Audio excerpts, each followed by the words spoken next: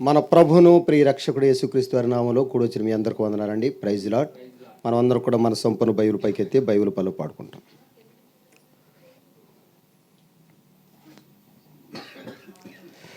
పెంటాకుప్ప నుండి నన్ను లేవనెత్తితివే,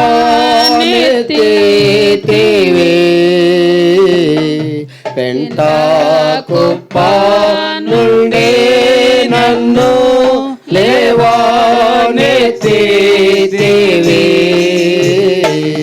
దరిద్రుడనైనా నన్ను రాజుగా చేసితివి,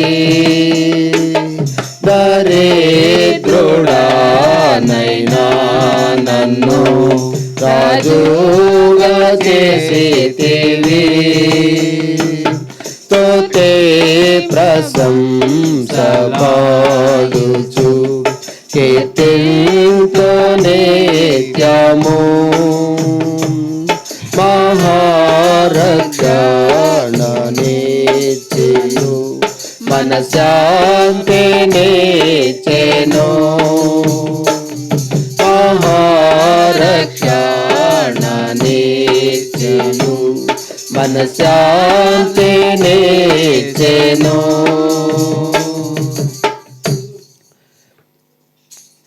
ప్రభునందు ప్రియమైన వారలారా, ఈ అమూల్యమైన సమయంలో మనము పరిశుద్ధ లేఖన భాగంలోని కొన్ని విషయాలు ధ్యానించుకుంటామండి. ఈరోజు మన అంశం ఏంటంటే దేవుని హత్తుకొనుట. ఏంటి చెప్పండి? దేవుని హత్తుకొనుట ద్వారా మనకు వచ్చేటటువంటి మేలులు, ఆశీర్వాదాలు, దీవెనలు, క్షేమాలు, ఇవన్నీ కూడా కొన్ని విషయాలు లేఖన భాగాలను మనము ధ్యానించుకుంటాం. హత్తుకొనడం అంటే ఏంటి చెప్పండి? హత్తుకొనడం, హత్తి ఉండడం అంటే ఏంటి చెప్పండి? పూర్తిగా ఇద్దరు కూడాను ఒకరినొకరు వదిలిపెట్టి ఎడబాయి లేనంతగా ఒకరినొకరు కూడాను పూర్తిగా ఇమిడిపోయి ఉండడం అండి, కలిగి ఉండడం. చాలామంది మనుషులు కలిగి ఉంటారని అంటున్నారు, కానీ ఏం కలిగి ఉండలేదు చెప్పండి? మనుషులు కలిసే ఉంటున్నారు, ఏం కలవట్లేదు. అది పూర్తిగా హత్తుకొనడం వేరు. దేవుడు కోరుకునేది ఏంటంటే, మీరు ప్రార్థనకి వెళ్తారంటే ఏమంటాం? ప్రార్థనకి వెళ్తానంటాం. ప్రార్థన చేస్తారంటే ప్రార్థన చేస్తాం. దేవుడి మందిరానికి వెళ్తున్నాం అన్నీ అంటారు, కానీ దేవుడిని అడిగితే నిజంగా ఈ కుమారుడు, ఈ కుమార్తె నీతో హత్తుకొని ఉంటాను అంటున్నారంటే ఏమని చెప్తాడండి ఆయన? ఏమండి? పెదవులతో నన్ను ఆరాధిస్తున్నారు, కానీ వారి హృదయం నాకు దూరంగా ఉందని బాధపడుతున్నారు. ఈ అమూల్యమైన సమయంలో మనం పరీక్షించుకోవాల్సింది ఏంటంటే, దేవుణ్ణి ప్రేమించడం కంటే దేవుణ్ణి హత్తుకొని ఉండటం చాలా ప్రాముఖ్యం. యెహోషువ, కాలేబులు దేవుణ్ణి ఏం చేశారంటే హత్తుకొని ఉన్నారు. కాబట్టి వారు ఎక్కడ చేరారని చెప్పండి?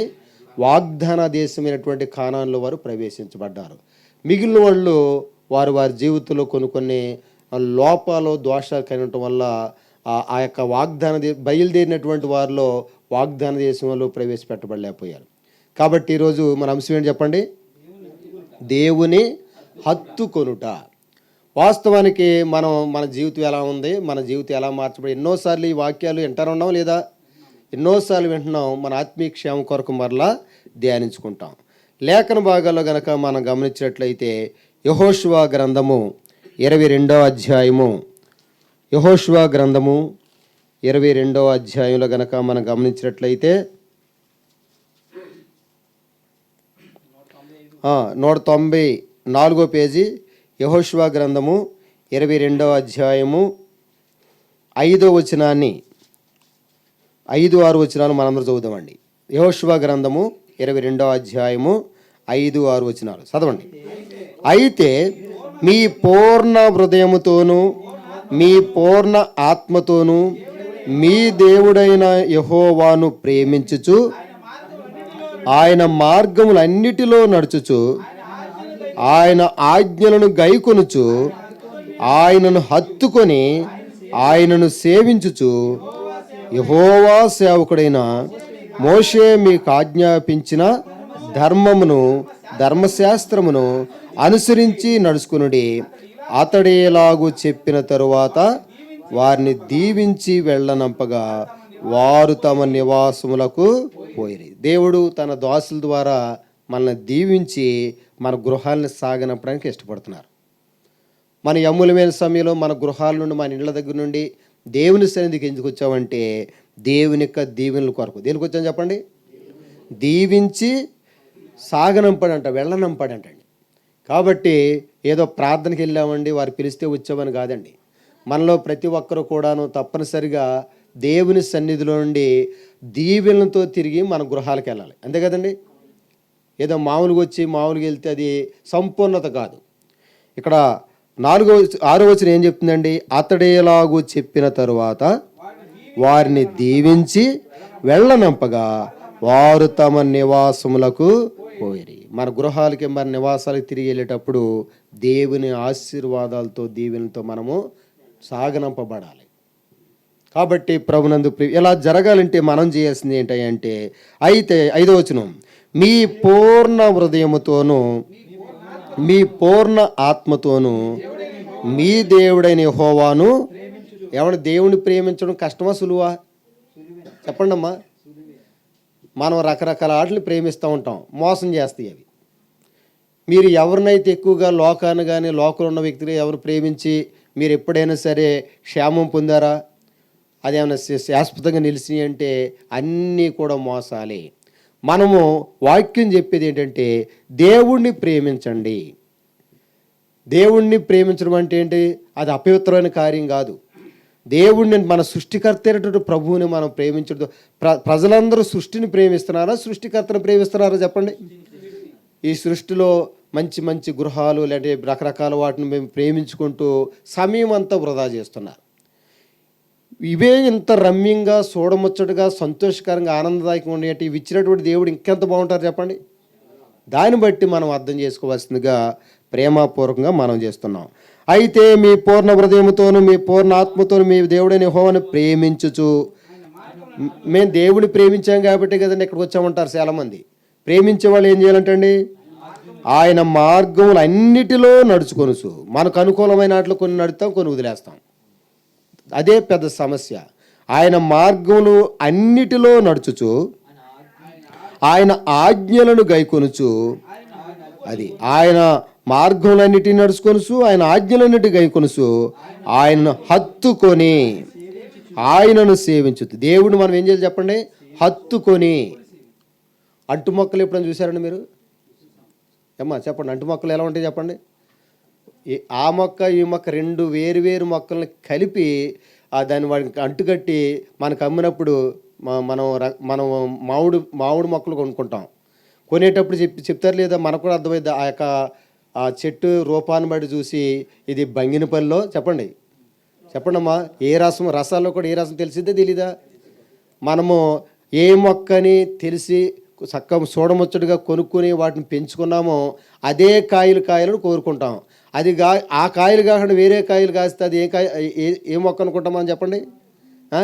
డూప్లికేట్ మొక్క చెప్పండి, ఒరిజినల్ కాదని చెప్పుకుంటాం.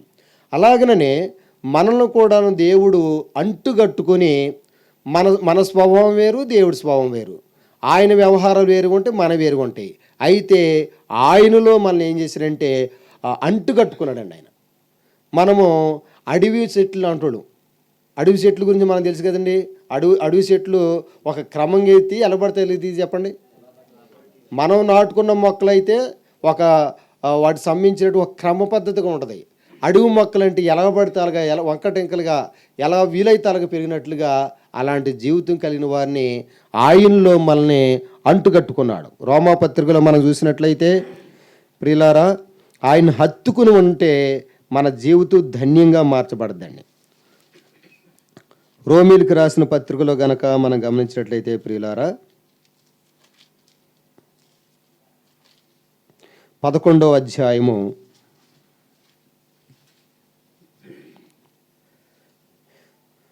రోమాపత్రిక 11వ అధ్యాయం 141వ పేజీ అండి. 141వ పేజీ 19వ వచనం చదవండి.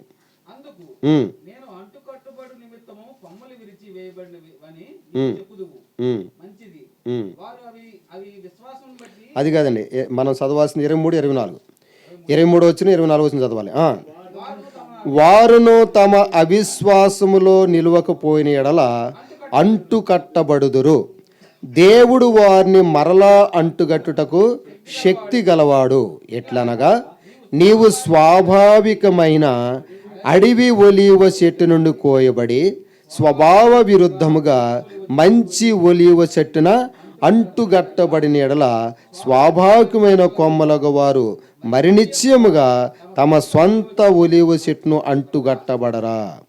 మనము ప్రభువులో ఎలాగ అంటుగట్టబడ్డామంటే విశ్వాసం వలన. దేనివల్ల చెప్పండి? 23 ఉందండి అదే. వారు తమ అవిశ్వాసములో నిలవకపోయిన ఎడల ఏం చేయబడతారు చెప్పండి?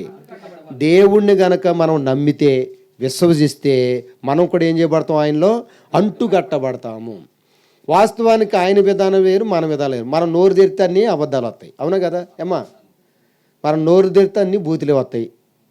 మనం నోరు తెరిస్తే అందరికీ శత్రువులు అయిపోతాం, ప్రతి ఒక్కరికి గొడవలు తెస్తాం. మరి ఈ నోరుని మనం ఎవరికి అప్పగించాలి చెప్పండి? దేవుని చేతిలో పెడితే ఇప్పుడు తిట్టుబోతల్లాగా సువార్త ప్రకటిస్తూ మొదలెడతారు. అంతకుముందు సినిమా పాటలు పాడు, ఇప్పుడు ఏ పాటలు పాడతారండి? దేవుని నమ్ముకున్న తర్వాత రకరకాలుగా పాడతారు చెప్పండి. అదే నోరుని ఒకప్పుడు ఎలా పడితే అలా వాడిన నోరుని ఇప్పుడు కంట్రోల్లో పెట్టుకుంటున్నాం. ఒకప్పుడు ఎక్కడ పడితే అక్కడ ఎట్టి వెళ్తారో మనకే తెలియదు అన్నట్టుగా ఇటు పడితే అటు జీవించేవాళ్ళం. ఇప్పుడు ఒక క్రమమైన పద్ధతి వచ్చిందా లేదా చెప్పండి? ఎలా వచ్చిందా అంటే మనమేం మారలే, మనల్ని ఎవరు మార్చారు చెప్పండి? దేవుడు. అంతకుముందు సాతానుగాడు కంట్రోల్ పెట్టి తోలు బొమ్మలు ఆడిచ్చినట్టు ఆడిచ్చేవాడు.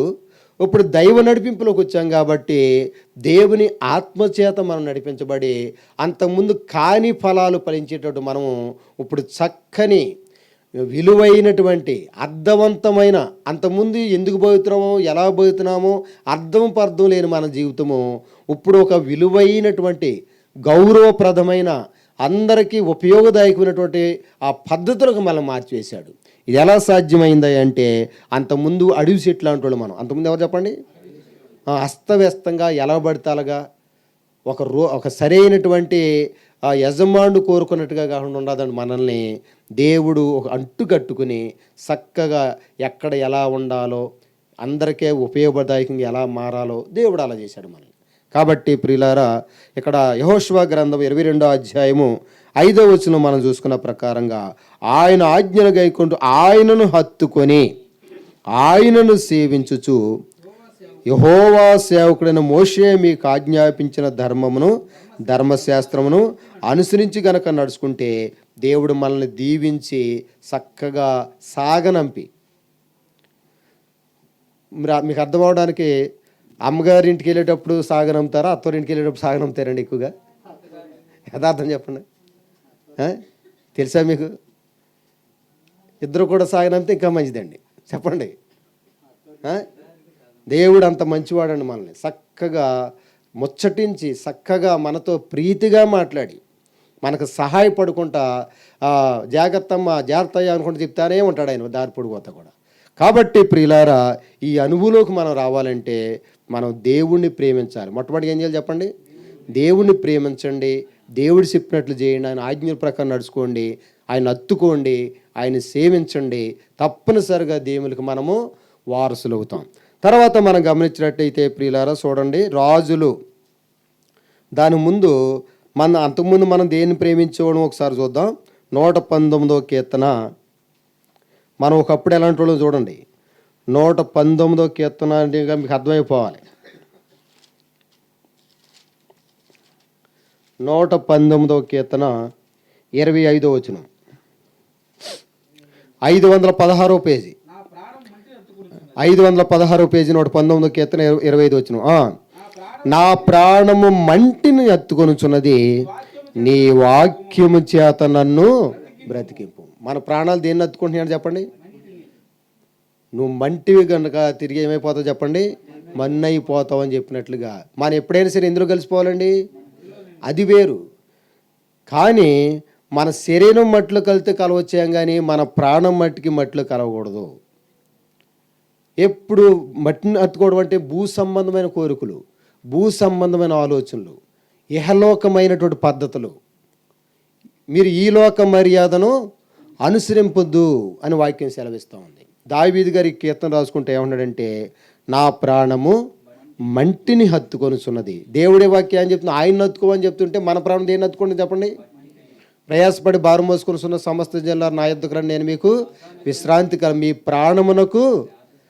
మీ ప్రాణానికి సేద తీరుస్తానని దేవుడు వాగ్దానం చేస్తుంటే మన ప్రాణం అంతా కూడాను ఎప్పుడు మంటి కోరికలు, మంటి భూ సంబంధమైన తాత్కాలికంగా ఎప్పుడు పోతే తెలియదు వాటి మీదే మనసు పెడుతున్నాం. దానివల్ల మనల్ని ఇబ్బంది పడుతున్నాం. అందుకని నీ వాక్యము చేత నన్ను, అందుకని మనం ఎక్కడికి రావాలి అంటే దేవుని వాక్యం దగ్గరికి రావాలి. దేవుని యొక్క వాక్యం మళ్ళీ ఏం చేద్దాం చెప్పండి, బ్రతికించిద్దా లేదా? మట్టి అయితే మళ్ళీ సంపిద్ది, కానీ వాక్యం ఏం చేద్దాం చెప్పండి, జీవింపజేద్ది, బ్రతికింపజేద్ది. కాబట్టి ప్రతి ఒక్కరు కూడా ఎవరిని ఆశ్రయించాలి అంటే, అనారోగ్యం వస్తే ఎవరిని ఆశ్రయిస్తాం మనం? దేవుడిని ఆశ్రయిస్తాను. డాక్టర్ గారినండి. అనారోగ్యం వస్తే ఎవరిని ఆశ్రయిస్తారు చెప్పండి? మనకు డబ్బులు ఎమర్జెన్సీ డబ్బులు అవసరమైతే డబ్బులు ఉన్న వాళ్ళ దగ్గరికి వెళ్ళి అడగమా? అలాగనే మనము మన ప్రాణం మంటిని అత్తుకుంటుంది కాబట్టి వాక్యం దగ్గర రావాలి. ఎందుకంటే వాక్యానికి ఏం శక్తి ఉందండి? మన బ్రతికించగలిగిద్ది, శక్తి కలిగినటువంటి వాక్యం అండి ఇది. కాబట్టి మరి రాజుల గ్రంథంలో 2వ రాజుల గ్రంథము 18వ అధ్యాయము 6వ వచనం చదువుదాం. 2వ రాజుల గ్రంథము 18వ అధ్యాయము 6వ వచనం, 324. దయచేసి అందరూ కూడా తీయండి, అర్థవంతంగా అందరూ నేర్చుకుందాం. 18వ అధ్యాయము 6వ వచనం చదువుదాం. అతడంటే ఎవరంటే హిజ్కియా రాజు అండి. అతడంటే ఎవరు చెప్పండి? హిజ్కియా రాజు. ఇశ్రాయేలు దేవుడని యెహోవా, అంతే కదండి, అదేనా? 5 నుండి కూడా చదవండి. అతడు ఇశ్రాయేలు దేవుడని యెహోవా యందు విశ్వాసం ఉంచినవాడు, అతని తరువాత వచ్చిన యోధా రాజుల్లోను అతని పూర్వీకులైన రాజుల్లోను అతనితో సమమైన వాడు ఒకడునూ లేడు. అతడు యెహోవాతో హత్తుకొని ఆయనను వెంబడించుటలో వెనుతీయక ఆయన మోషేకు ఆజ్ఞాపించిన ఆజ్ఞలన్నీ గైకొనుచుండెను. 7వ వచనం అందరూ చదవండి. కావున యెహోవా అతనికి తోడుగా ఉండెను, తాను వెళ్ళిన చోటనెల్లా అతడు జయము పొందెను. కింద 8వ వచనం చివరి భాగంలో అంతటను అతడు ఫిలిష్తీయులను ఓడించెను. ఎక్కడ చూసినా ఓడిపోతామే మనం, ఏమండి? మనం ఎక్కడికి వెళ్ళా కానీ పారిపోవడమే, ఎక్కడికి వెళ్ళినా తలదించుకోవడమే, ఎక్కడికి వెళ్ళినా నిరాశగా వెనక్కి రావడమే. కారణం ఏంటంటే చూడండి, ఇక్కడ దేవుని యందు సరిగా విశ్వాసం ఉంచట్లేదు. ఆయనకి ముందు ఉన్న వాళ్ళకంటే ఆయన తర్వాత ఉన్న వాళ్ళకంటే ఈయన గొప్పవాడు కాబట్టి దేవుని పూర్తిగా నమ్మాడు ఆయన. మనం అలా నమ్మాలి, ఆయన హత్తుకోవాలి. దేవుడిని నువ్వు నమ్మా, నేను నమ్మా, మనం నమ్మాం. కానీ దేవుడు మనల్ని నమ్మాలని ఇంతకీ ఎవరెవరు నమ్మాలి చెప్పండి? పలానా సాల్మన్ రాజు గారిని నేను కూడా నమ్మాలని ఎవరు చెప్పాలి? ఏమండి? ఆయన అడిగితే నేను దేవుడు నమ్ముకున్నాను చెప్తారు. దేవుడు కూడా ఈయన గురించి ఏం సాక్ష్యం చెప్పాలి చెప్పండి? అవును, పూర్తిగా నాకు నమ్మకమైన వ్యక్తి అని దేవుడు కూడా సాక్ష్యం ఇస్తే అలాంటి ఆయన అన్నమాటండి ఆయన. అందుకని 6వ వచనంలో అతడు యెహోవాతో హత్తుకొని ఆయనను వెంబడించుటలో వెనుకతి. కొంతమంది కొన్ని రోజులు ప్రభు దగ్గరికి వస్తారు, కొన్ని రోజులు మానేస్తుంటారు, అవునా కదా? కొన్ని రోజులు దేవుడితో నమ్మకంగా ఉంటారు, మళ్ళీ వెనక్కి వెళ్ళిపోతుంటారు. ఈయన అలా చేశాడండి, ఎప్పుడూ కూడా వెనక్కి వెళ్ళా. కొన్ని వెనక్కి నడితే ఏంటో చెప్పండి, తెలుసండి మీకు? మనుషులైతే ముందుకు నడుతారు, దెయ్యాలైతే మరి మనం ఏమిటో అప్పుడప్పుడు ఆడలేం, ఇప్పుడప్పుడు వెళ్ళవా చెప్పండి? మరి అదే సమస్య. ఎరకెరక నడుతుమంటే ఏంటి? దెయ్యాలు నరకండి, అది దురాత్మలు నడకది. దురాత్మలు పట్టిన వాళ్ళు మరి ఎరక ముందుకు నడుతారండి, జీవితం అంతా వెనకబడిపోతూ ఉంటుంది. మనం కూడా వెనకబడిపోతున్నామంటే ఎవరు పట్టారు మనల్ని? సాతానుగాడు. వెనక్కి నడుతూ ఉంటాం. ఆశీర్వాదం ఎట్టుందో, ఏం చేస్తే మనకు మేలు వచ్చినప్పుడు కానరాదు. కాబట్టి ప్రియులారా, ఈయన ఎప్పుడు కూడా వెనక్కి వెళ్ళలేదండి. ఒక్కసారి ప్రభువుతో మన జీవితం ప్రారంభమైన తర్వాత ఆయన మనం వదలకూడదు చెప్పండి. ఆయన మనం వదలకూడదు, మనము ఆయన వదలకూడదు. అలాగా హనోక్ గారు జీవించారు. నడుచుకుంటూ ఎక్కడికి వెళ్ళిపోయారు చెప్పండి? అసలు ఆ టైం కూడా తెలియలేదండి వాళ్ళకి. మనం పోసుకొని సొల్లు కవులు మాట్లాడతాక టైం సరిపోదు మనకి, ఏండి చెప్పండి ఒకసారి. మన కాలం ఎలా సెల్ ఫోన్ పట్టుకున్నామంటే ఇది రోజు అయిపోయిందా చెప్పండి? రెండు అయిపోతే తప్ప తెలియదు మనకి, ఏమి తెలుసా మీకు? బ్యాలెన్స్ అన్న అయిపోవాలి, ఛార్జింగ్ అన్న అయిపోవాలి. చెప్పండి, అలా అయిపోయామండి మనం. అలా సాతాను కూడా అలా బంధించేశాడు మనల్ని. కాబట్టి ప్రియులారా, ఈ రాజుగారు అయితే ఆయనను వెంబడించుటలో వీరికి, రాజుగారికి ఖాళీ ఉంటుందండి. ఎన్ని పనులు ఉంటాయి? నీ కొన్ని పనులు అబ్బో నాకు బోడంత భారం అయిపోతుందండి, మందిరానికి ఎలా రాగలుగుతానండి, ప్రార్థన చేయడానికి కూడా టైం ఉండదంట కొంతమందికి. ఏం చేయండి చెప్పండి? నేను మేము చెప్పేది మీకు తిట్టినట్టుకుంటుందా? వాస్తవం చెప్పండి. వాక్యం చదవటానికి సమయం లేదంట, దేవుని ఆలయానికి రావడానికి సమయం లేదంట. మరి రాజుగారికి ఎలా టైం వచ్చింది? ఈయన దేవుడితో గడుపుతున్నాడు కాబట్టి ఎక్కడ ఎవరు కూడా వీళ్ళ మీదకి యుద్ధానికి రావట్లే. ఎవరు కాపలా కాస్తున్నారు చెప్పండి? ఎక్కడ గలిబిలు ఉంటలే. మనం చేయాల్సిన దేవుడికి సమయం ఇచ్చి దేవుడు చెప్పినట్టు చేస్తూ వాక్యాన్ని మీరు ప్రతిరోజు ప్రార్థన చేసుకోండి, వాక్యం కూడా ధ్యానించండి, వాక్యానుసారంగా జీవించండి, దేవుని యొక్క ఆలయాన్ని కూడా రండి. మీ పనులు భారం ఎవరు మోస్తారు చెప్పండి? మిమ్మల్ని మోస్తాడు, మీ పనుల భారాలు కూడా మోస్తాడు. ఆశ్చర్యకరమైన సహాయం అండి. హిజ్కియా గారు కూడా ఏ సహాయం అందింది చెప్పండి? ఆశ్చర్యకరమైన సహాయం అందింది. అందుకని 7వ వచనంలో కావున అంటే ఈ 2 పనులు చేశాడు. ఏం చేశాడండి? 2, 3 దేవుణ్ణి నమ్మాల్సినంతగా నమ్మాడు, దేవుణ్ణి హత్తుకున్నాడు, అంతే కదండి. ఆయన వెంబడించడంలో ఏమాత్రం 2 అడుగులు ముందుకి 4 అడుగులు వెనకేమీ వేయలేదు. ఆయన సాధ్యమైనంత వరకు ముందుకే వెళ్తున్నాడు. ఇశ్రాయేలు ప్రజలు వెనకమాల ఎవరో తరుగుతున్నారు చెప్పండి? ఫరో సైన్యం. ఎదరేమడ్డం ఉంది? సముద్రం అడ్డం వస్తే మనం ప్రయాణం చేస్తామా చెప్పండి? ఏం దేవుడు అయ్యా నువ్వు, నిన్ను నమ్మితే ఇదా, నడి సముద్రం ముంచుతావు, నట్టేడు ముంచుతావా అన్నట్టుగా కొంతమంది సన్నుగారు కూడా దారన చేస్తాడు. కానీ దేవుడు మనల్ని ఎప్పుడు వెనకం చేయనిస్తాడండి? నిన్ను ఎప్పుడు కూడా ముందుకే నడిపిస్తాడు, కానీ ఆయన వెనక దగ్గమని ఎప్పుడు అండవు. కాబట్టి ఇక్కడ 7వ వచనం రాయబడింది ఏంటంటే, కావున యెహోవా అతనికి, అంటే అర్థం ఏంటి చెప్పండి? తోడుగా ఉండటం ఏంటి చెప్పండి? వెన్నంటి, అందుబాటులో, పిలిస్తే పలుకుతారు. మనవాళ్ళు పలుకుతారు, పక్కనే ఉంటుంది వినపడినట్టు నటిస్తారు. మనవాళ్ళు ఏం చేస్తారు చెప్పండి? పక్కనే ఉంటారు. ఎంత అరిసి మొత్తుకున్నా అదే చిన్నగా సణుక్కున్నాం అనుకోండి, ఊరికి నేను పడిపోద్ది. మరి అప్పుడు మనుషుల స్వభావం అండి ఇది, ఊరినే తెలిసిపోతుంటాయి. కాబట్టి ప్రభునందు ప్రియమైన వాళ్ళారా, దేవుడు నిన్ను వదిలిపెట్టుకోకుండా నీకు తోడుగా ఉండాలంటే నువ్వు చేయాల్సింది ఏంటంటే దేవుణ్ణి నమ్మండి. దేవుణ్ణి ఏం చేయాలి చెప్పండి? హత్తుకోండి. దేవుణ్ణి వెంబడించడంలో ఏమాత్రం వెనకం చేయకూడదు. దాని ద్వారా మనకు అన్ని లాభాలు నష్టాలు చెప్పండి. దేవుడే మనకు తోడుగా ఉంటాడు. వెళ్ళిన చోటల్లా చెప్పండి, మీరు అడుగు పెట్టిన చోటల్లా నేతిలో పెట్టినట్టు ఉంటుందండి. మీరు అడుగుపెట్టు ప్రతి స్థలాన్ని మీకు ఇస్తారని వాగ్దానం చేస్తున్నాడు. ఎక్కడ శత్రువులు ఉండారో వాళ్ళని దేవుడే అవలీలగా ఓడించేలా చేస్తాడు. అలాగనే ఓడింపజేస్తాడు. అంతేకాకుండా విజయం, అన్ని సాట్ల ఓడిపోతున్న మన జీవితాలు ఎలా మారుతాడు చెప్పండి? ఇక్కడ ఉందా వాక్యం ఉంది కదండి, ప్రతి చోట గెలిపే చెప్పండి. అన్ని ఎక్కడెక్కడైతే ఓడిపోయామో, ఎక్కడెక్కడైతే తరంపడ్డామో, ఎక్కడెక్కడైతే నిరాశపడ్డామో, ఎక్కడెక్కడైతే అవమానించబడ్డామో, ఎక్కడెక్కడైతే బాధించబడ్డామో, కోలికలేని దెబ్బతిన్నామో, అక్కడనల్లా మళ్ళీ ఏం చేయడం ప్రారంభిస్తాడు చెప్పండి? విజయవంతమైన జీవితం గెలిపిస్తాడు. విజయోత్సాహంతో మనల్ని ఊరేగిస్తాడు, మనల్ని గొప్ప చేస్తాడు, ఉన్నతంగా దీవిస్తాడండి. హిజ్కియా గారు కూడా ఒక సామాన్యమైన రాజే, కానీ దేవునికి ఆయనకున్నటువంటి సంబంధం, ఆ హత్తుకున్న విధానం బట్టి ఈయన ఎవరు గొప్ప చేశారు చెప్పండి? దేవుడే గొప్ప చేశాడు. కాబట్టి ప్రభునందు ప్రియమైన వారలారా, మనం ఎవరిని హత్తుకోవాలి చెప్పండి? దేవుణ్ణి హత్తుకుందాం. తర్వాత మనం గమనించినట్టయితే ప్రియులారా చూడండి, అపోస్తల కార్యములు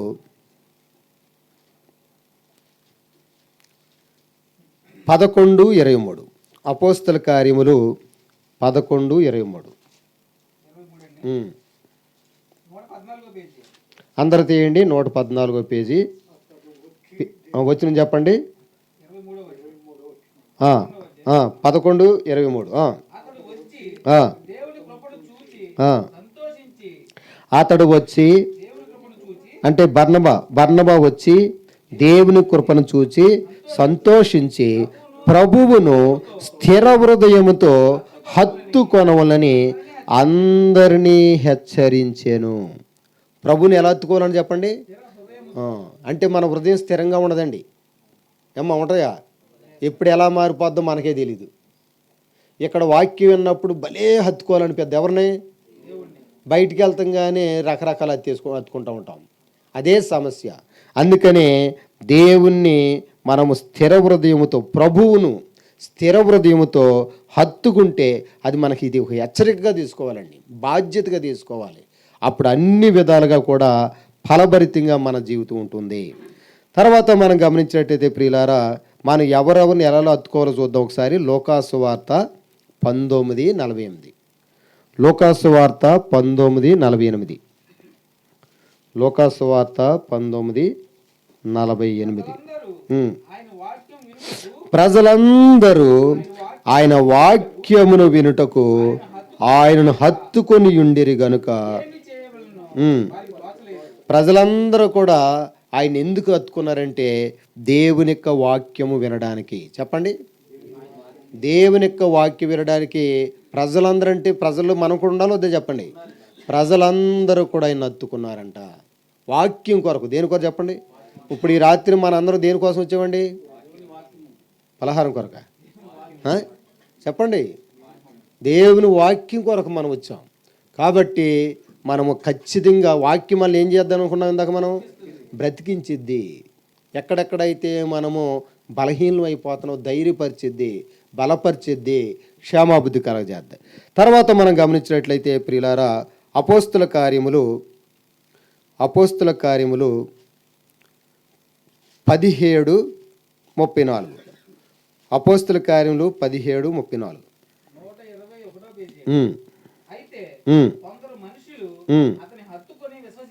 అది వాక్యం మట్టికి అందరికీ అందించబడుతుంది. కానీ ఎంతమంది హత్తుకుంటున్నారండి? 100 మనుషులు మాత్రం హత్తుకొని విశ్వసిస్తారు. ఇక్కడ కూడా మనం కొంతమంది వచ్చాం, ఎంత అందరికీ సమానం అని వాక్యం చెప్పబడుతుంది. కొంతమంది హత్తుకుంటారు ఆయన్ని. ఆ కొంతమంది గొప్పవారు అవుతారు, మిగిలినోళ్ళు ఎక్కడోళ్ళు అక్కడ అలాగే ఉంటారు. అంత నష్టం మనకు అవసరమండి? ఈ రోజు నుండి మంచి తీర్మానం తీసుకోవచ్చుగా. ఇక్కడ ఉన్న వారందరిలో మీరు కొంతమంది అనుకుంటారు, అందరికంటే నేనే సీపుగా ఉన్నా, తక్కువగా ఉన్నా, ఏ విధంగా చూసినా కానీ ఏమీ లేని వ్యక్తిగా ఉండాలని అర్థమవడం సంతోషం. కొంతమంది అర్థం అవ్వదండి. ఒకవేళ అర్థం చేసుకున్నా ఈ రోజు నుండి మనం ఏం చేయాలి? ఎవరిని హత్తుకోవాలి చెప్పండి? ప్రభువుని హత్తుకోండి. ఆయన వాక్యం మీద ఆధారపడండి. ఆయన ఏం చెప్పాడు అలా చేయడం నేర్చుకోండి. తప్పనిసరిగా దేవుడు మళ్ళీ ఏం చేస్తాడు? ఉన్నతంగా ఆయన ఎలా పంపిస్తాడని మొట్టమొదటి మనం చదువుకున్నాం కదండి. దీవెనతో పంపిస్తే ఖాళీకి పంపిస్తాడా? మనం వస్తాం ఖాళీ చేతులతో. ఏమండి? ఎట్టెళ్ళినా మనం ఎలాగెళ్తాం చెప్పండి? దేవుడు మట్టుకు అలా పంపడండి మనల్ని. ఆయన తగ్గ, ఆయన హుందాగా, ఆయన ఉన్నతమైన విధానం తగ్గట్టుగా ఆయన మనల్ని పంపిస్తాడు. కాబట్టి ప్రియులారా, మనం వాక్యాన్ని మొట్టమొదటిగా హిజ్కియా గారు ఎవరిని హత్తుకున్నాడు చెప్పండి? దేవుడిని హత్తుకున్నాడు. అపోస్తల కార్యంలో మనం చూసుకున్నప్పుడు యేసు ప్రభు వారి దగ్గరికి దేనికోసం వచ్చారండి ప్రజలు? వాక్యం కొరకు. చెప్పండి, వాక్యం కొరకు వచ్చారు. తర్వాత మనం గమనించినట్లయితే ప్రియులారా, ఇప్పుడు మనం చదువుకున్న వచనంలో కొంతమంది ఎవరిని హత్తుకున్నారు చెప్పండి? ఇప్పుడు చదివిన మాటలు. అతనంటే ఎవరిని? దైవ సేవకుడిని, పౌలు గారిని అక్కడ హత్తుకునే విషయంలో కూడాను మనం అర్థం చేసుకోవాలండి. ఇప్పుడు హిజ్కియా గారు దేవుణ్ణి ఏం చేశాడు చెప్పండి? హత్తుకున్నాడు. తర్వాత మన వచనం మనం చూసుకున్నట్లయితే యేసు ప్రభువు దగ్గర కొంతమంది వచ్చారు, వాక్యాన్ని హత్తుకోవడానికి వచ్చారు. ఇక్కడ మనం చదువుకున్న వచనంలో అంటే పౌలు గారిని, సరైన దైవ నడిపింపులో ఉన్నవారిని ఎవరు పడతాడు కదండి. దైవ నడిపింపులో అపోస్తలు అంటారు వాళ్ళని. దేవుడు ఏం చెప్పమన్నారో అదే చెప్పిన వాళ్ళని ఎలా పడితే అలాగా నోరు ఇష్టం వచ్చినట్టుగా వాడు ఏది పడితే అదే అది చెప్తే అది సరైన విధానం కాదు. ఈ మాట కూడా దేవుని యొక్క వాక్యం రాయబడిందా లేదా? హత్తుకొని ఆయన దేవుణ్ణి విశ్వసించారంటండి.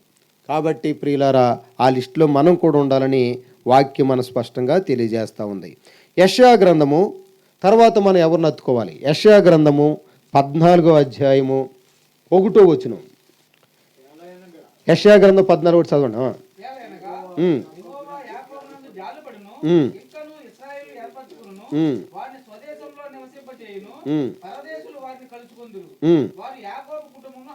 అది వారు యాకోబు కుటుంబమును అంటే సంఘాన్ని హత్తుకోవాలి. ఎవరిని హత్తుకోవాలి చెప్పండి? మనం సంఘాన్ని అంటుకట్టబడిన అనుభవం ఉండాలి.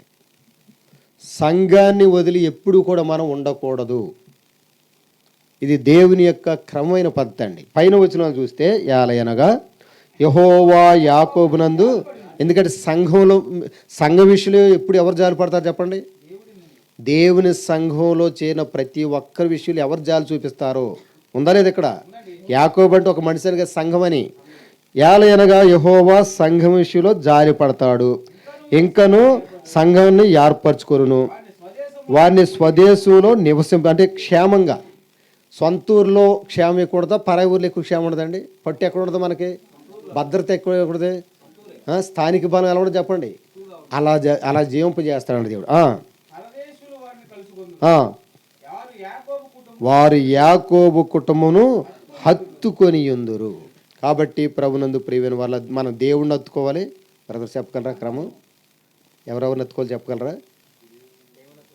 దేవుని హత్తుకోవాలి, దేవుని యొక్క వాక్యాన్ని. రెండోది ఏం చెప్పండి?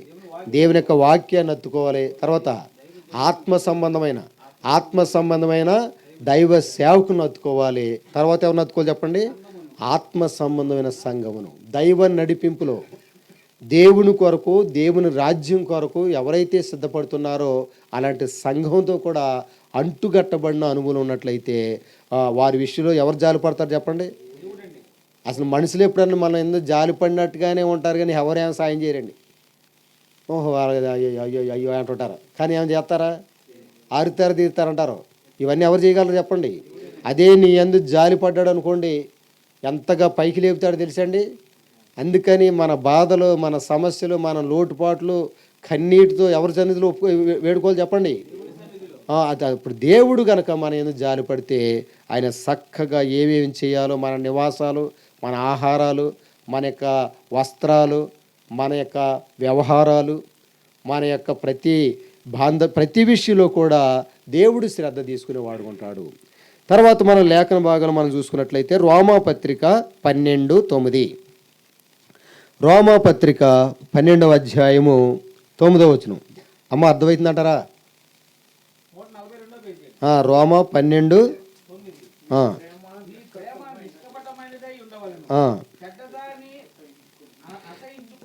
మీ ప్రేమ కపటము లేనిదై ఉండవలెను, చెడ్డదాన్ని అసహించుకొని మంచి దానిని హత్తుకొని ఉండుడి. ఏది చెడ్డదని వాక్యం చెప్తుందో వాటిని మనం ఏం చేయాలి చెప్పండి? అసహించుకోవాలి. మరి వేటిని హత్తుకోవాలంట? మంచి వాటిని. కాబట్టి వాక్యం స్పష్టంగా తెలియజేస్తుంది. ఏది చెడ్డదో ఏది మంచిదో ఎవరినైనా తెలుసుకోవాలి చెప్పండి? మనకు అనిపిస్తుంది కానీ సరిగా అర్థం కాదు. ఒక్కొక్కసారి నేను అందరికీ మంచివాడిని అనిపిస్తా, ఒక్కోసారి నేనే అందరికి ఏమనిపిస్తా చెప్పండి? చెడ్డవాడిని అనిపిస్తా. అప్పుడు ఎవరిని అడగాలి మీరు? ఈ విషయం కూడా అంతే. ప్రభువా, నేను ఎవరితో కలిసి సహవాసం చేయాలి? అవ్వమ్మ గారు సర్పంతో స్నేహం చేసింది. ఆ సర్పం చెప్పే మాటలు తీగా ఉండి సేదుగా ఉండేయండి. మరి ఆమెకి ఏమనిపోయి మంచి స్నేహితురాలు ఏమనుకోవడం చెప్పండి? చక్కగా నా మేలు కోరే స్నేహితురాలు అనుకోండి. ఏమైంది? ఉండా ఏదేం తోడుకోవడం లేకుండా పోయింది. అవునా కదండి? మళ్ళీ మోసం చేసేవాళ్ళు ఎంత తీగా మాట్లాడతారండి. మన డబ్బులు కట్టించుకునే ఎలా మాట్లాడతారు? ఎప్పుడన్నా అనిపించారు మీరు? చెప్పండి. మోసం చేసేవాళ్ళు ఎంత స్వీట్గా, ఎంత తీయగా, తేనె కంటే బాగా జారిపోతుంటాయి వాళ్ళ మాటలు. మన చెవుల్లోకి ఊరిని వెళ్ళిపోతుంటాయి ఆ మాటలు. ఇంట్లో వాళ్ళు చెప్పే మాటలు మాత్రం ఏమాత్రం ఒక్క మాట కూడా లోపలికి వెళ్దాం. చూడండి ఎంత దారుణంగా ఉంటుందో. కాబట్టి చెడ్డ వాటిని మనం ఏం చేయాలి చెప్పండి? మంచి వాటిని. మన ప్రేమ కూడా ఎలాంటిదై ఉండాలండి? నాణ్యమైన ప్రేమలో కూడా రకాలు ఉంటాయండి. నాణ్యమైన నిక్కరిసిన ప్రేమ వేరు, మోసం చేసే ప్రేమలు వేరు. దేవుణ్ణి ప్రేమించాలంటే ఏ ప్రేమతండి? ఇప్పుడు మనం ఇక్కడ ఉంది కదా, అప్పుడు మనం నిష్కపటమైన ప్రేమ. తర్వాత మనం గమనించినట్లయితే ప్రియులారా, లేఖన భాగాల్లో మనం గమనించినట్లయితే 119వ కీర్తన 31 వచనం. 119:31.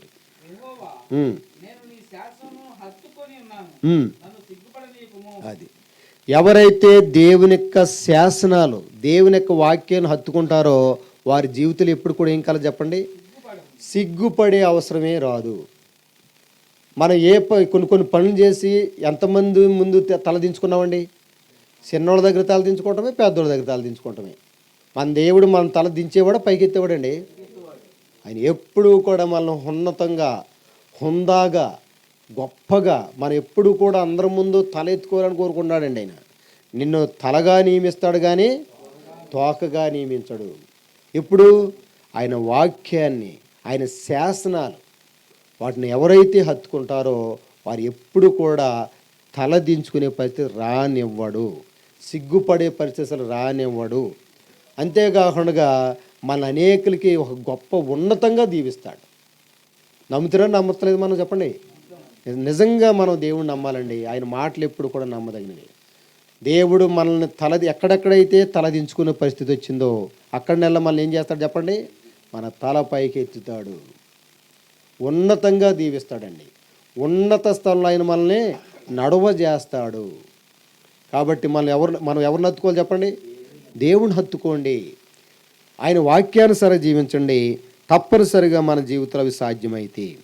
తర్వాత మనం గమనించినట్లయితే ప్రియులారా, ద్వితీయోపదేశకాండము చాలా ప్రాముఖ్యం అన్నమాట అండి. 4:4 అంటే అర్థం ఏంటండి? 4:4 అంటే అర్థం ఏంటండి? అది ద్వితీయోపదేశకాండము 4:4 తీయండి. అందరూ కూడా తీయండి. 148వ పేజీ ద్వితీయోపదేశకాండము 4వ అధ్యాయం 4వ వచనం. మీ దేవుడైన యెహోవాను హత్తుకొనిన మీరందరూ నేటి వరకు సజీవులై ఉన్నారు. ఇది చాలా ప్రాముఖ్యం అన్నమాట అండి. దేవుని హత్తుకున్నవాడికి ఆయుష్ పెంచుతాడని దేవుడు. మన యొక్క బ్రతుకు విలువ ఎప్పుడు తెలిసిద్ది అంటే సావు బతుకుల మధ్యన ఉన్నప్పుడు తెలిసిద్ది. ఒక్క క్షణమన్నా బ్రతికి ప్రభా అంటుంటాం. అప్పుడు హాస్పిటల్లో కొంతమంది చేరిన వాళ్ళు వాళ్ళు ఏమంటారు చెప్పండి? ఎంత డబ్బు అయినా పర్లేదంట, ఏం చేయాలని చెప్పండి వాళ్ళు? అమ్మా, ఎంత డబ్బు అయినా పర్లేదు, ఏం చేయమంటారు చెప్పండి? మమ్మల్ని బతికించయ్యా, మా అబ్బాయిని ఇలాంటి మా అమ్మాయిని కాపాడండి అని ఒక డబ్బులు ఇచ్చి మరీ బతిలాడుతుంటారు కాళ్ళు పట్టుకుని. దేవుడు నా పని చేయాల్సిన అవసరం ఉందని చెప్పండి? చిన్న ప్రార్థన చేసుకుంటే చాలు కదండి. చక్కగా అసలైన దగ్గరే ప్రార్థన చేయమా? ఎప్పుడు ప్రార్థన చేయాలంటే ఎందుకు ప్రార్థన చేయాలి ఉంది కదండి. అది విలాప వాక్యంలో మాట చేయండి.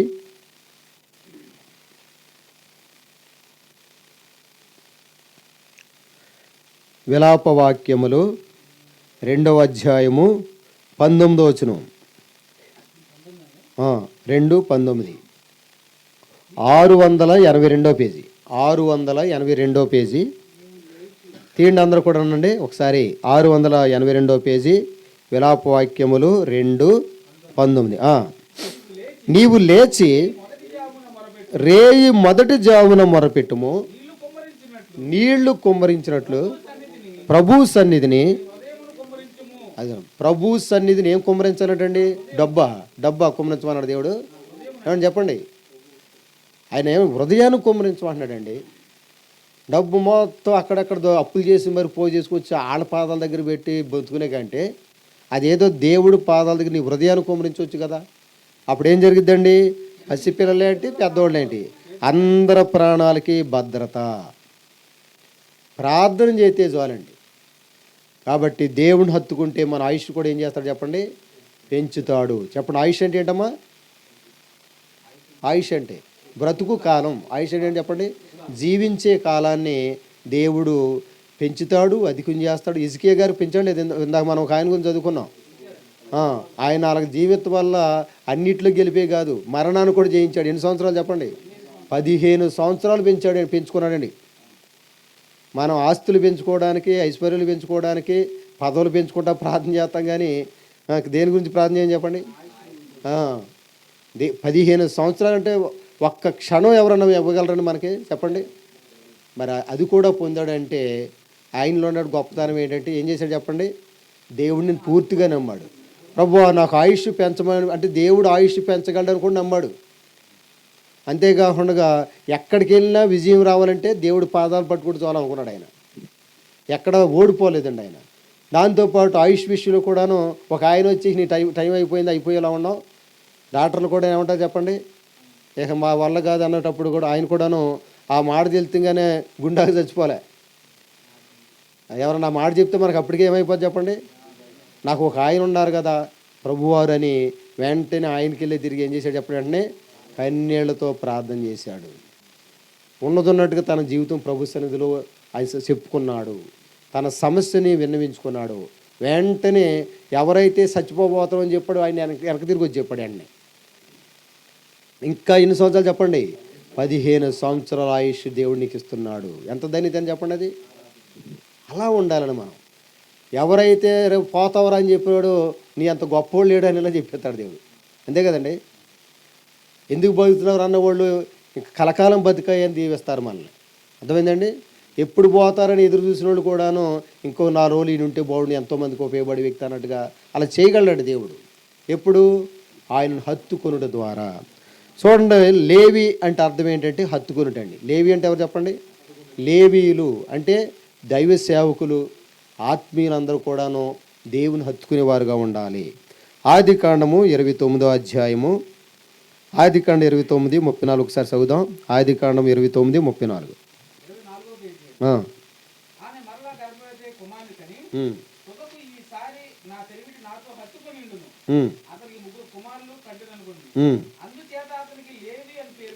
అందుచేత అతనికి లేవి. లేవి అంటే అర్థం ఏంటంటే హత్తుకొనివాడు, కలుపువాడు, జాయింట్ అని అర్థమండి. దేవుణ్ణి ప్రజల్ని హత్తుకునేలా చేసేవారు ఎవరంటే నిజమైన లేవీయులు, దైవ సేవకులు. మీరు కూడా అటువంటి ధన్యత పొందొచ్చండి. పాస్టర్ గారి పని కాదు ఇది అని కాదు. ఒక వ్యక్తిని దేవుడితో పరిచయం చేసే దాన్ని ఏమంటారంటే లేవీ పని. ఏం పని చెప్పండి అది?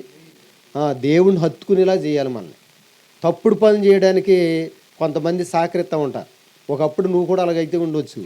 ఇప్పుడు నువ్వు చేయాల్సిన పని ఏంటంటే అపవిత్రమైన కార్యాలు సాయం చేయడం కాదు, వ్యక్తుల్ని ప్రభువుతో సహవాసం ఏర్పరిచేలాగా, వారి దేవుని సన్నిధి తీసుకొచ్చేలాగా, పరిశుద్ధమైన కార్యాలు చేయడానికి, ఉపయోగపడే పనులు చేయడానికి నీ వంతును సహకరించాలి. లేవీలు అలాగా దేవుని హత్తుకునేలాగా చేస్తారు. రూతు, వార్ప, నయోమి గురించి మీకు ఎంతమంది తెలుసండి? అందులో అత్తగారు ఎవరండి? రూతు, నయోమి, వార్పలు అత్తగారు ఎవరు? కోడళ్ళు ఎవరు? ముగ్గురు ఉన్నారు. ఎవరెవరిని హత్తుకున్నారు చెప్పండి. చూడండి ఒకసారి రూతు గ్రంథంలో చూద్దామండి అన్నమాట. రూతు గ్రంథము ఈ మాట ఎంత ప్రాముఖ్యమైందో. ముద్దు పెట్టుకునే కోడలు ఉంటారు, అత్తలు ఉంటారు. ముద్దులు పెట్టుకునే వాళ్ళని, ముద్దులు నిజం కాదు, వాస్తవం కాదు. ఏది వాస్తవం చెప్పండి? హత్తుకోవడం. చెప్పండి. మనసులుగా హృదయాలు కలవడం గొప్ప కానీ పై పెదవులు కలవడం కాదండి. రూతు గ్రంథంలో మనం గమనించినట్లయితే మొట్టమొదటి అధ్యాయంలో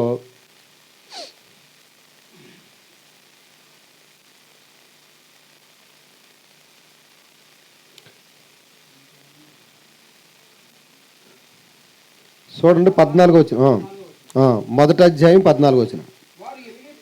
వారు ఎలుగెత్తి ఏడవగా వార్ప తన అత్తను ముద్దు పెట్టుకొనెను, రూతు ఆమెను హత్తుకొనెను. చాలండి.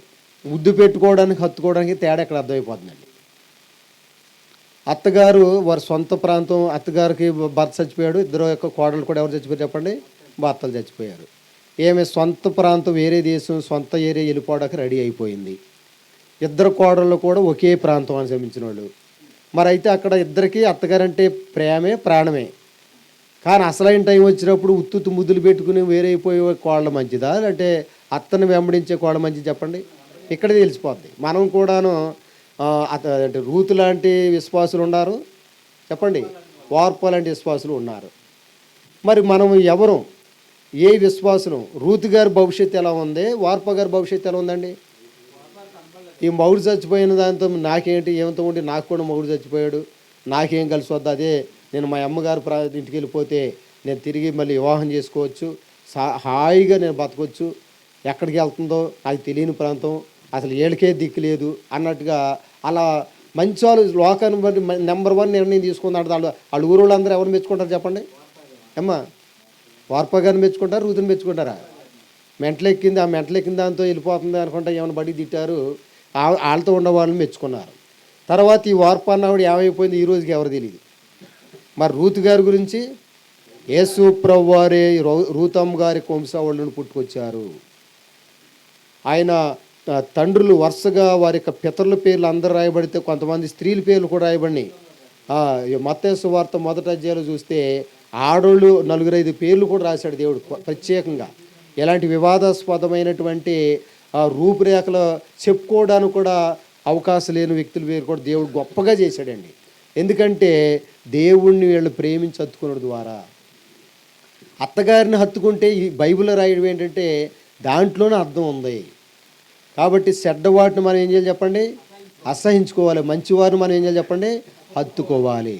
దాని ద్వారా రూతమ్మ గారు అప్పుడు అందరూ కూడా చిచ్చి మూర్ఖురాలు వెళ్ళిపోతుంటే అందరూ తిడతా ఉంటే దేవుడు ఆమెను మెచ్చుకున్నాడు. అర్థమైందండి మీకు? కాబట్టి ఎప్పటికీ మేలు కలిగే పనులు చేయాలి మనము. తర్వాత మనం గమనించినట్లయితే ప్రియులారా, కొలస్సీ పత్రిక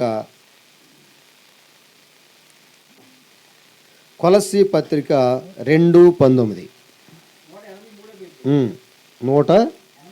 అందరూ తీయండి.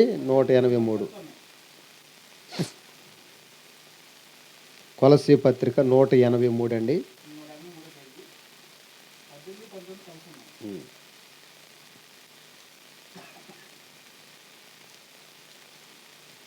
కొలస్సీ పత్రిక ఎన్నో అధ్యాయం చెప్పండి, 2:18 చదవండి.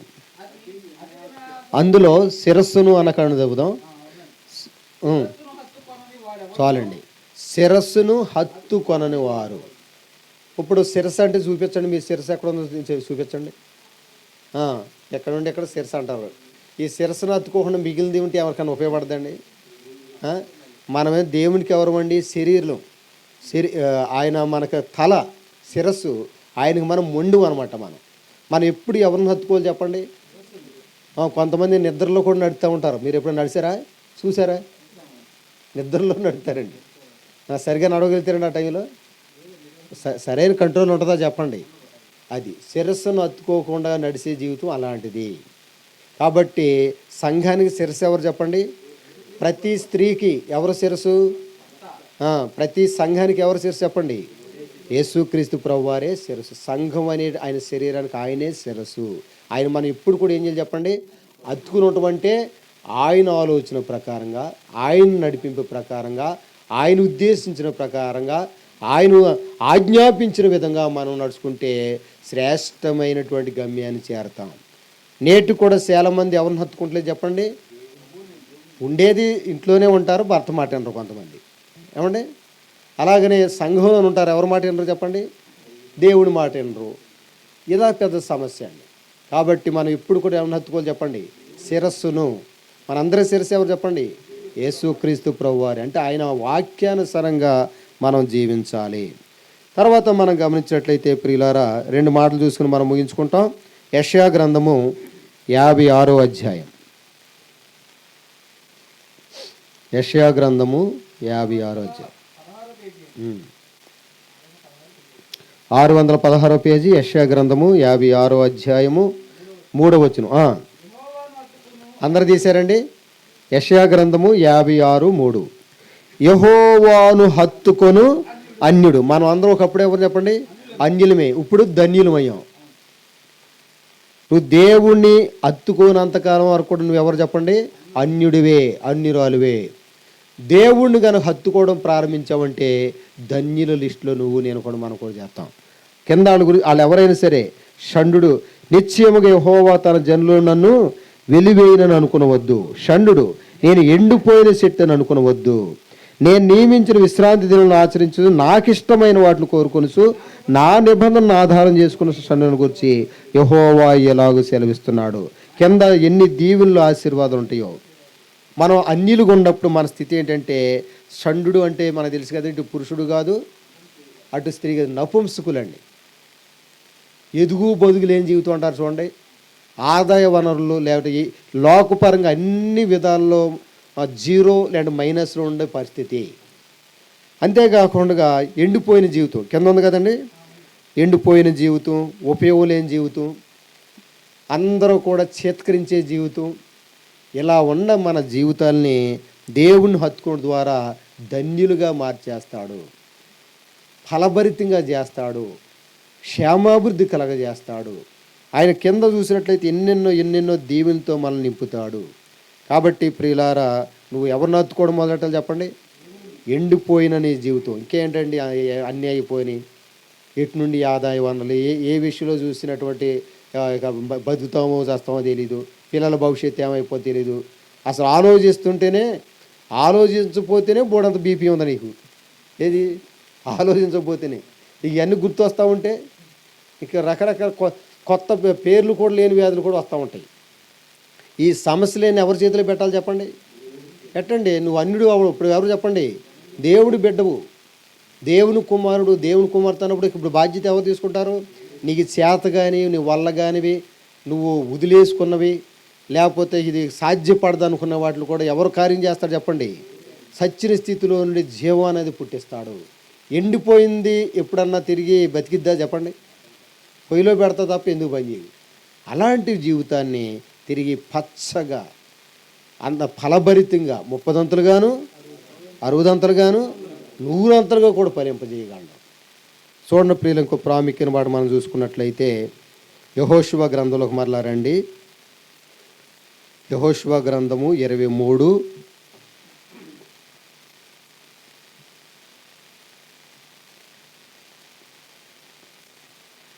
యెహోషువ గ్రంథము 23వ అధ్యాయం. అందరూ మెలకుగానే ఉన్నారండి? యెహోషువ గ్రంథము 23వ అధ్యాయాలు కనుక మనం చూసినట్లయితే 8వ వచనం. యెహోషువ గ్రంథము 23వ అధ్యాయం 8వ వచనం. మీరు నేటి వరకు చేసినట్లు మీ దేవుడని యెహోవాను హత్తుకొని ఉండవలెను. అప్పుడు అలా చేస్తే యెహోవా బలము గల గొప్ప జనములను మీ ఎదుట నుండి కొట్టివేసి ఉన్నాడు. మీ ఎదుట నేటి వరకును ఏ మనుషుడును నిలిచి ఉండలేదు. మీ దేవుడైన యెహోవా మీకు ఇచ్చిన మాట చొప్పున తానే మీ కొరకు యుద్ధం చేయవాడు గనుక మీలో ఒకడు 1000 మందిని తరుమును. కాబట్టి మీరు బహు జాగ్రత్త పడి మీ దేవుడైన యెహోవాను ప్రేమింపగలను. అర్థవంతంగా రాశాడండి. నువ్వు ఒక్కదాన్ని ఆడ చూస్తే బోర్డంతా ఉన్నతంగా మన చుట్టుపక్కల ఉన్న వాళ్ళు అన్నిటిలో హుందాగా రాక్షసులా కాపాడుతున్నారు. నువ్వు చూస్తుంటే ఎలా కాపాడుతున్నావు? మిడతల్లాగా, దోమలు, సామాన్య వ్యక్తిలా కనబడుతున్నావు. అయితే మన పక్షంగా ఎవరు యుద్ధం చేస్తారు చెప్పండి? నీ చుట్టూన్న సమస్యలు, అప్పుల భారం ఎలా ఉంది నీకంటే నువ్వు జీవితాంతకాలం పాలితం చేసిన తీర్చలేనంత పెరిగిపోయింది. మరి ఎవరు విడిపిస్తారు నిన్ను? అదే చెప్తున్నాడండి. మీ శత్రువులు అంటే మీరు నేటి వరకు చేసినట్లు మీ దేవుడని యెహోవాను కనుక హత్తుకుని ఉంటే బలము గల గొప్పవి ఏదైనా సరే, అది జనం కావచ్చు, ఏదైనా కావచ్చు, సమస్య ఏదైనా సరే, దేవుడు మీకు తోడుగా మీ పక్షంగా పనిచేస్తాడు. ఎవరి పక్షం చెప్పండి? మన పక్షంగా యుద్ధము కూడా చేస్తాడు. మనకైనా ఎల్లవేళ అందుబాటులో ఉండి ప్రతి సమస్యని ఏం చేస్తాడు చెప్పండి? పరిష్కారం చూపిస్తాడు. అర్థమైందండి? కాబట్టి మనం చేయాల్సింది ఏంటంటే జాగ్రత్త పడండి, ప్రభువులో ఆయన ప్రేమించండి, ఆయన ఎత్తుకోండి. ఆఖరిగా ద్వితీయోపదేశకాండంలో ఒక మాట చూసుకుని మనము ముగించుకుంటాం. ద్వితీయోపదేశకాండము ఇంకెన్నో విషయాలు ఉన్నాయి కానీ మరి ఇక్కడితో మనం ముగించుకుంటాం. ద్వితీయోపదేశకాండం 30వ అధ్యాయము 19-20 వచనాలు. అందరూ తీయండి ఒకసారి. 172వ పేజీ, 172వ పేజీ, ద్వితీయోపదేశకాండం 30వ అధ్యాయం 19-20 వచనాలు అందరూ చూద్దాం. నేడు జీవమును మరణమును, ఆశీర్వాదమును శాపమును నేను నీ ఎదుటను ఉంచి భూమి ఆకాశములను మీ మీద సాక్షులుగా పిలుచుచున్నాను. నీ పితరులైన అబ్రహాము, ఇస్సాకు, యాకోబులకు ఆయన ప్రమాణం చేసిన దేశములో మీరు నివసించినట్లు యెహోవాయే నీ ప్రాణమునకును నీ దీర్ఘాయుష్నకును మూలమై ఉన్నాడు. కాబట్టి నీవును నీ సంతానమును బ్రతుకుచు నీ ప్రాణమునకు మూలమై నీ దేవుడు యెహోవాను ప్రేమించి ఆయన వాక్యమును విని ఆయనను హత్తుకొనున్నట్లును జీవమును కోరుకొనుడి. మనం ఎప్పుడు ఏం కోరుకోవాలంటే మేలు, జీవం. చెప్పండి, ఏమని కోరుకో చెప్పండి?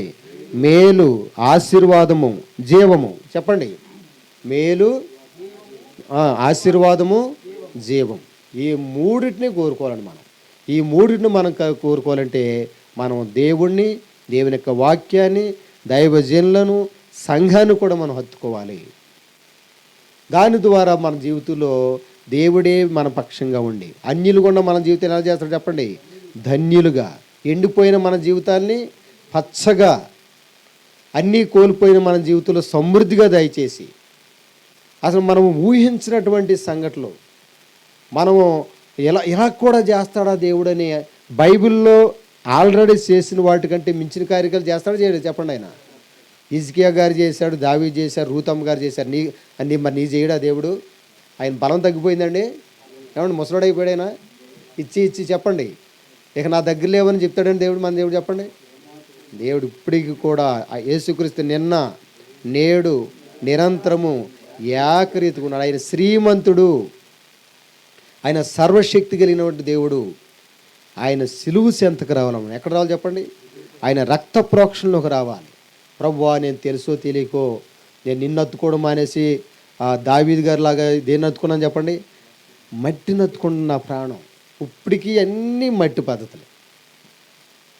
చిన్నపిల్లలకి ఒక 100 రూపాయలు సిల్లర ఇలాగ మూటలు కట్టి, ఏమండి, ఒక 2000 కాగితాలు వెలిగించి ఏది కావాలంటారు చెప్పండి అమ్మా చెప్పండి.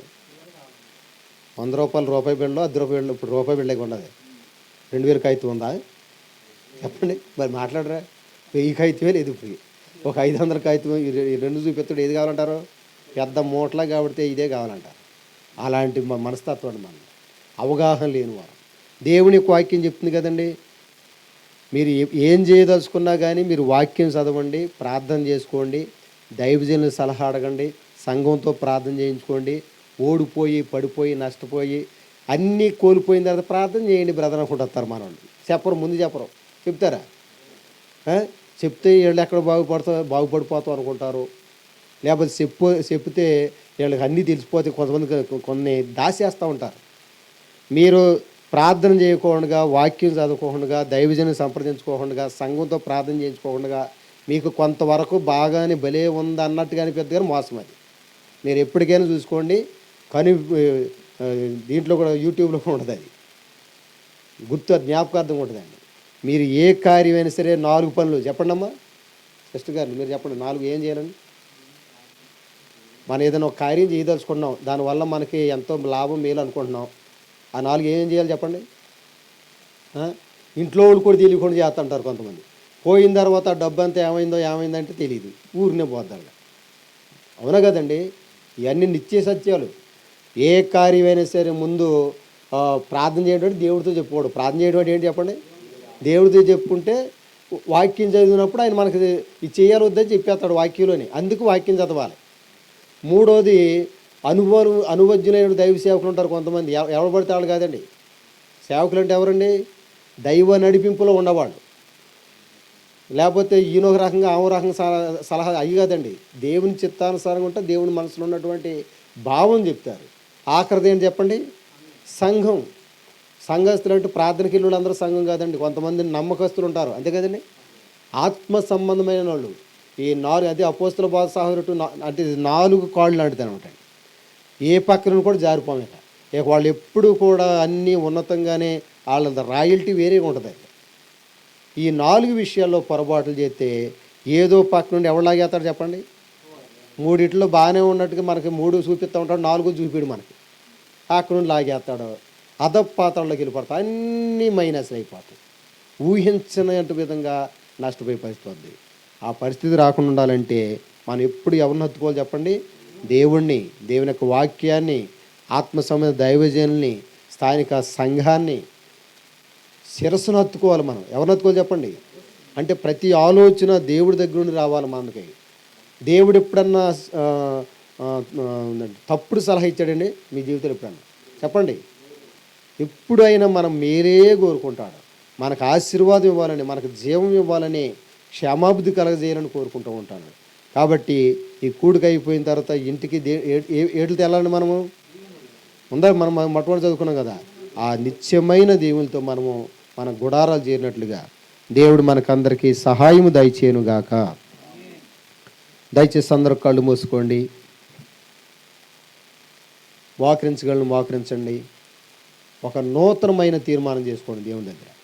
ప్రభువా, నేను ఇప్పటి వరకు నిన్ను, నీ వాక్యాన్ని, మీ దాసులను, నీ యొక్క సంఘాన్ని హత్తుకోవడం మానేసి, శిరస్సు అయినటువంటి నిన్ను హత్తుకోవడం మానేసి రకరకాలుగా నేను నష్టపోయాను, అన్యుడిగా మారిపోయాను. నా జీవితం అంతా కూడా ఓడిపోయిన పరిస్థితి, ఎండిపోయిన జీవితం, అన్నీ కోల్పోయిన జీవితం.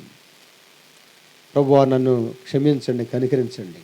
రూతు అమ్మగారు హత్తను ఏ విధంగా హత్తుకుందో ఉన్నతమైన ఆశీర్వాదం పొందినట్లుగా నూతనమైన తీర్మానాలు చేసుకుంటూ నాకు సాయం చేయమని మంచి మనసుతో ప్రభువుని వేడుకోనండి.